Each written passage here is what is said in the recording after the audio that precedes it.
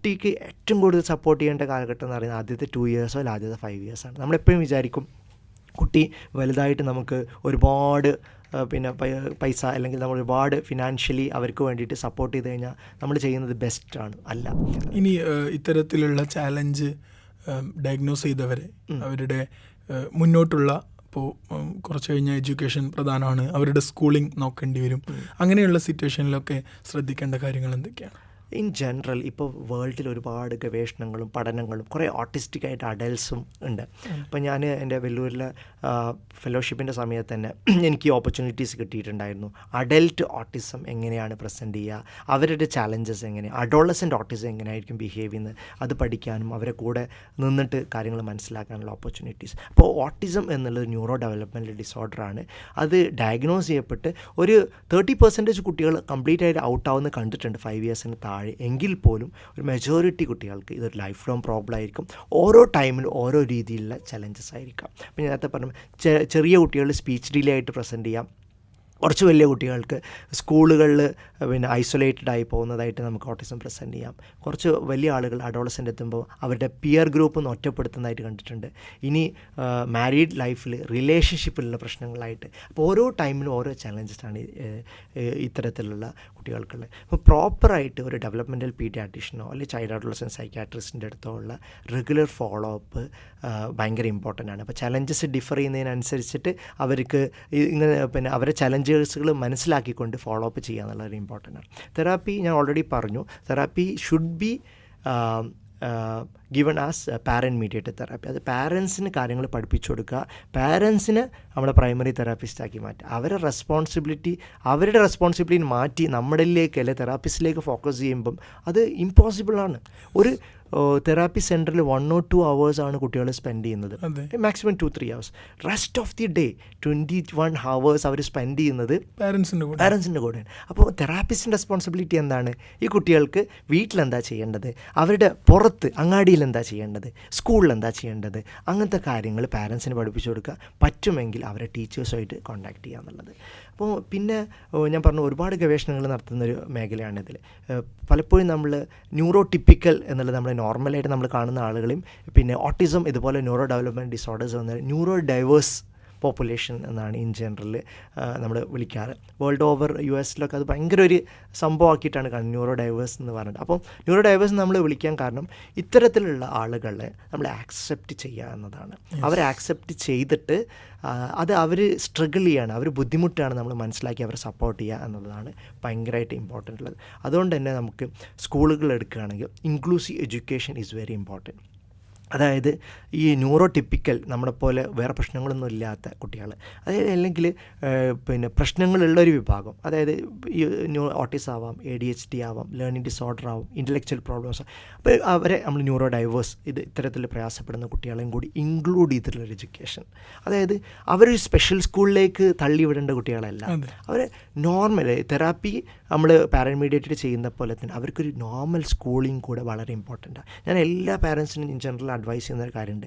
പണ്ടത്തെ പോലെയല്ല, നമുക്ക് ന്യൂക്ലിയർ ഫാമിലീസാണ്, ഒരു ഫ്ലാറ്റിലോ അല്ലെങ്കിൽ ഒരു ചെറിയൊരു വീട്ടിലോ ഒതുങ്ങി കൂടുന്നൊരവസ്ഥയാണ്. അപ്പോൾ നമുക്ക് കുട്ടികളുടെ കൂടെ കളിക്കാനുള്ള ഓപ്പർച്യൂണിറ്റീസ് ലിമിറ്റഡ് ആണ്. അപ്പോൾ പറ്റുമെങ്കിൽ ഒരു പ്ലേ സ്കൂൾ അല്ലെങ്കിൽ അംഗൻവാടിയെങ്കിലും നേരത്തെ ഒരു 3 year ആകുമ്പോഴത്തേന് സ്റ്റാർട്ട് ചെയ്യാൻ ഇമ്പോർട്ടൻ്റ് ആണ്. അപ്പോൾ പല സ്കൂളുകളും കുട്ടികളെ ഇപ്പോൾ ആക്സെപ്റ്റ് ചെയ്ത് തുടങ്ങിയിട്ടുണ്ട്. അപ്പോൾ ഇത്തരത്തിൽ ആക്സെപ്റ്റ് ചെയ്യുക എന്നുള്ളത് നമ്മുടെ സോഷ്യൽ റെസ്പോൺസിബിലിറ്റിയാണ്. അപ്പോൾ അങ്ങനെ ആക്സെപ്റ്റ് ചെയ്യാത്ത സ്കൂളുകളുണ്ട്. ആ കമ്മ്യൂണിറ്റിയുടെ ഒരു നീഡായിട്ട് ആളുകൾ അതിനെ കാണണം. ഇത്തരത്തിൽ സ്കൂളുകൾ ആക്സെപ്റ്റ് ചെയ്യുന്നില്ലെങ്കിൽ അവിടെ പോയി സംസാരിച്ചിട്ട് ഇത്തരം കുട്ടികളെ കൂടെ അവിടെ ആക്സെപ്റ്റ് ചെയ്യുക. അപ്പോൾ എല്ലാ സ്കൂളുകളും ഇൻക്ലൂസീവ് സ്കൂളുകളായിട്ട് മാറണം. അപ്പോൾ അതാണ് ഏറ്റവും ഇമ്പോർട്ടൻറ്റ്. അപ്പോൾ പലപ്പോഴും പല ആളുകൾ ചോദിക്കാറുണ്ട്, ഇത്തരത്തിലുള്ള കുട്ടികളെ എന്തിനാണ് അങ്ങനെ സ്കൂളിടുന്നത്? അവർക്ക് നോർമൽ ബിഹേവിയർ, അവർ മെയിൻ പ്രശ്നം വരുന്നത് സോഷ്യലൈസ് ചെയ്യാനുള്ള ബുദ്ധിമുട്ടാണ്, സംസാരിക്കാനുള്ള ബുദ്ധിമുട്ടാണ്.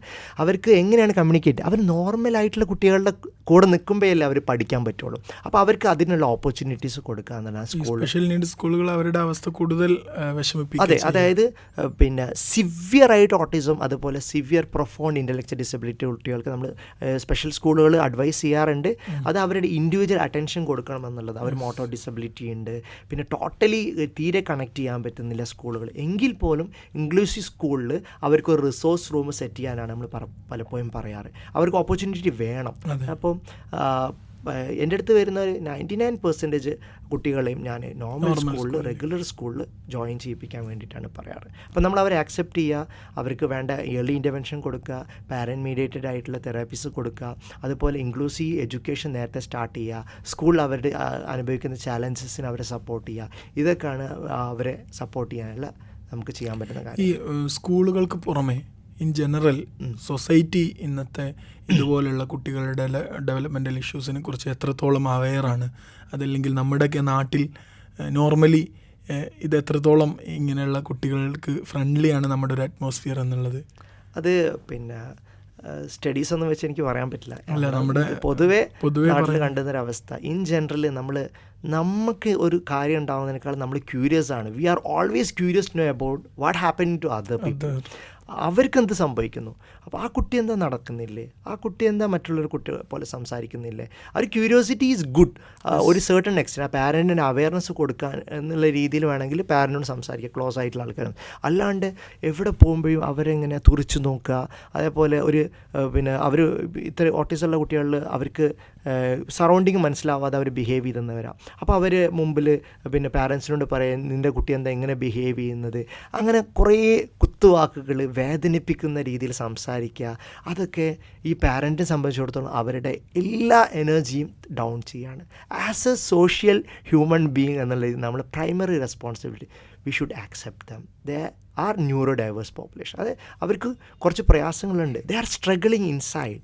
അതിനേക്കാളും അവരെ പാരൻറ്റ് സ്ട്രഗിൾ ചെയ്യുന്നുണ്ട്. അപ്പം പാരൻറ്റിനെ നമ്മൾ മനസ്സിലാക്കുക, സപ്പോർട്ട് ചെയ്യാം എന്നുള്ള രീതിയിൽ പലപ്പോഴും പോയിട്ട് നമ്മൾ സംസാരിക്കുന്ന കുത്തുവാക്കുകളായിരിക്കാം. പിന്നെ അവർക്കൊരു സ്പെഷ്യൽ കൺസിഡറേഷൻ നമ്മൾ കൊടുത്തിട്ടില്ലെങ്കിലും നമ്മളെപ്പോലെ ഒരാളാണ് ആ കുട്ടി, ആ ഫാമിലി എന്നുള്ള രീതിയിൽ ആക്സെപ്റ്റ് ചെയ്യാൻ ശ്രമിക്കുക. അതാണ് ഏറ്റവും ഇമ്പോർട്ടൻ്റ് ആയിട്ടുള്ള ആസ് എ കമ്മ്യൂണിറ്റി എന്നുള്ള രീതിയിൽ നമ്മൾ ചെയ്യേണ്ട കാര്യം എന്ന് പറയുന്നത്. അപ്പോൾ അവരുടെ ചാലഞ്ചസിൽ നമുക്ക് പിന്നെ ഫണ്ട് റൈസിങ് ഒന്നും പലപ്പോഴും ചെയ്യേണ്ടി വരാറില്ല. കാരണം കുറേ ഫെസിലിറ്റീസ് അവൈലബിൾ ആണ്. പിന്നെ അവർക്ക് ഫെസിലിറ്റീസ് പോയി കഴിഞ്ഞാൽ തന്നെ തെറാപ്പീസ് കിട്ടും. ഇനിയല്ല അവർക്ക് മെഡിസിൻ കാര്യങ്ങളൊക്കെ വരികയാണ്, അല്ലെങ്കിൽ ഇൻറ്റൻസീവ് ആയിട്ടുള്ള ട്രെയിനിങ് പ്രോഗ്രാമൊക്കെ ചെയ്യേണ്ടി വരികയാണ് എന്നുണ്ടെങ്കിൽ നമുക്ക് ഫണ്ട് റൈസിങ്ങും കാര്യങ്ങളൊക്കെ ചെയ്യാം. ആസ് എ സോഷ്യൽ നമ്മൾ ഒരുപാട് കേരളത്തിൽ ജനത അത് ഏറ്റെടുക്കുന്നതാണ്.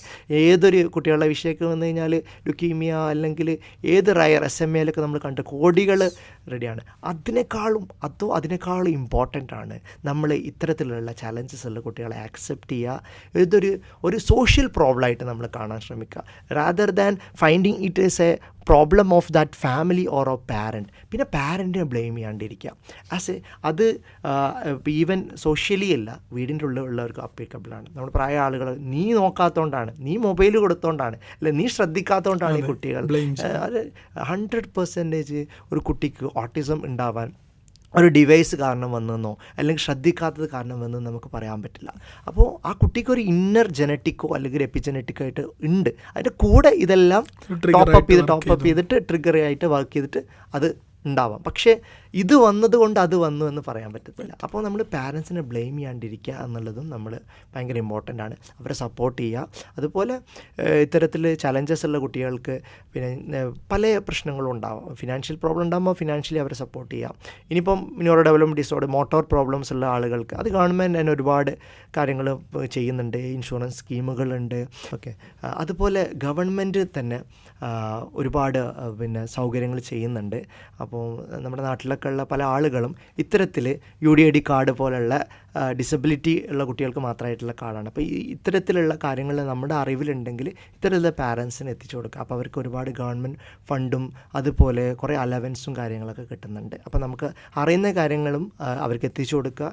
അതുപോലെ നമ്മൾ ഇൻക്ലൂസീവ് എഡ്യൂക്കേഷന് വേണ്ടി സംസാരിക്കുക, അവരെ ആക്സെപ്റ്റ് ചെയ്യുക, അതേപോലെ അവരെ പാരൻസിനെ മെൻ്റലി സപ്പോർട്ട് ചെയ്യുക. ഒരിക്കലും അവരെ ഫിസിക്കലിയോ മെൻ്റലിയോ പാരൻറ്റിനെയോ കുട്ടിയെ ടോർച്ചർ ചെയ്യാണ്ടിരിക്കുക. ഇപ്പോൾ നമ്മുടെ ഈ ടോക്ക് കേട്ടുകൊണ്ടിരിക്കുന്ന അമ്മമാരിൽ ഈ ഇതുപോലെ വെല്ലുവിളി നേരിടുന്ന കുട്ടികളുള്ള ഉമ്മമാരുണ്ടാവും. സ്വാഭാവികം. അപ്പോൾ അതിൽ ഡയഗ്നോസ് ചെയ്യപ്പെടാതെ വേറെ എന്തെങ്കിലും കാരണത്തിൻ്റെ പേരിൽ പീഡിയാട്രിഷ്യനെ കാണിക്കാതെ അങ്ങനെ തന്നെ അതിനെ അക്സെപ്റ്റ് ചെയ്ത് മുന്നോട്ട് പോകുന്നവരൊക്കെ ഉണ്ടാവാം. അപ്പോൾ അവർക്ക് ഒരു ഉപദേശമായിട്ട് എന്താണ് പറയാനുള്ളത് അവരോട്? ഒന്ന്, ഈ പ്രശ്നം ഞാൻ ഓൾറെഡി പറഞ്ഞു, ഏർലി ഇൻ്റർവെൻഷൻ ആദ്യത്തെ 5 വയസ്സിൻ്റെ ഉള്ളിൽ നമ്മൾ ഡയഗ്നോസ് ചെയ്യുകയാണെങ്കിൽ മാറ്റങ്ങൾ ഉണ്ടാവാനുള്ള സാധ്യത വളരെ കൂടുതലാണ്. വെയിറ്റ് ആൻഡ് വാച്ച് ചെയ്യുക എന്നുള്ളത് കൂടുതൽ വഷളാക്കുകയുള്ളൂ. പിന്നെ ഏതൊരു ഏജിലുള്ള കുട്ടികളിലും അവരെ ഫങ്ഷണലി ഇൻഡിപെൻഡൻ്റ് ആക്കാൻ പറ്റും. ഈവൻ ഇഫ് ഒരു 8 വയസ്സാണെങ്കിലും 9 വയസ്സുള്ള കുട്ടികളിൽ പോലും നമുക്ക് അവരുടെ കാര്യങ്ങൾ ചെയ്യുന്ന രീതിയിലേക്ക് നമുക്ക് എത്തിക്കാൻ പറ്റും. അപ്പോൾ ഏത് ഏജിലുള്ള കുട്ടികളാണെങ്കിലും അവർക്ക് സപ്പോർട്ട് വേണം. ഇപ്പം ആദ്യത്തെ 5 വയസ്സിൽ നമ്മൾ കംപ്ലീറ്റ്ലി ഓട്ടിസത്തിന് പാരൻറ്റ് മീഡിയേറ്റഡ് ഇൻ്റർവെൻഷൻ കൊടുക്കുമ്പോൾ പിന്നെ അവിടെ നിന്ന് അങ്ങോട്ട് അവരെ ഫങ്ഷണലി ഇൻഡിപെൻഡൻ്റ് ആക്കുക, അവരെ തനിയെ ഭക്ഷണം കഴിക്കുക, തനിയെ കാര്യങ്ങൾ ചെയ്യുക, ആരിൽ ഡിപ്പെൻഡൻ്റ് ആവാണ്ടിരിക്കുക, അഡാപ്റ്റീവ് സ്കിൽസ് എല്ലാം ഇൻഡിപെൻഡൻ്റ് ആക്കുക എന്നുള്ളത്. പിന്നെ അവരെ അതുപോലെ അവർക്ക് പിന്നീട് പ്രീ വൊക്കേഷൻ ട്രെയിനിങ് കാര്യങ്ങളൊക്കെ നമുക്ക് പോകാൻ പറ്റും. പിന്നെ ആ സ്റ്റേജും കഴിഞ്ഞിട്ട് ഒരു 10-12 വയസ്സ് കഴിഞ്ഞ കുട്ടികളാണെങ്കിലും ഒരുപാട് കോംപ്ലിക്കേഷൻസ് അവർക്ക് വരാനുള്ള സാധ്യതയുണ്ട്.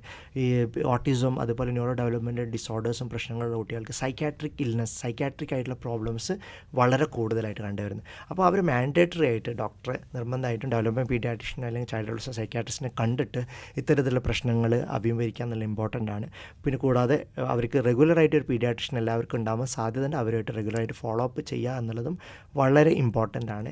ഇതിനെ നെഗ്ലക്റ്റ് ചെയ്യാണ്ടിരിക്കുക.